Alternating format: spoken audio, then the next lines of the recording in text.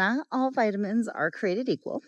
Hey everyone, Jenna Salisbury, your clinical nutritionist. I just wanted to take a moment and talk about multivitamins. When it comes to multivitamins, some of them are synthetic.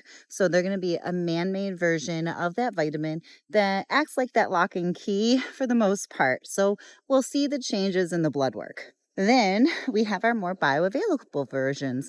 These are going to be more from plants, and they're going to be the active compound most of the time. And then we have our methylated. So methylated means that there's a methyl group connected to that vitamin for easier absorption, or with some who have genetic SNPs, it might need that type of support for that moment.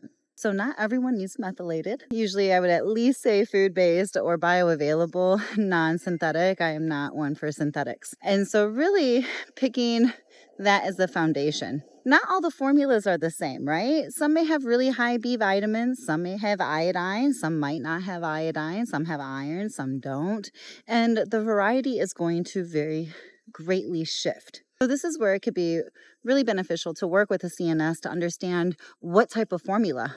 Personally, I love multivitamins.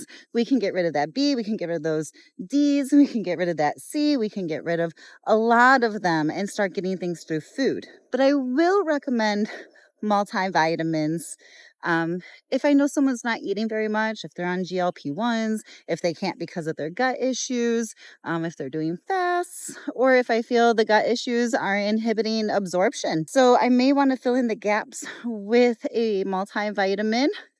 And then maybe additional vitamin C, maybe additional vitamin D, depending on what that formula is made up on. I personally prefer getting all of the food as a combination, right? We'll never take a bite into any food and only come back with one nutrient. Ideally, I don't like just taking a single B12 or a single B1, but I would do it if I had a metabolomics test or a different type of testing that would tell me that we are depleted and deficient in those pathways. And then it'll be very important that I am supplying that at the dose that it needs for the extended period of time that it needs to balance out the rest of the nutrients. You need them.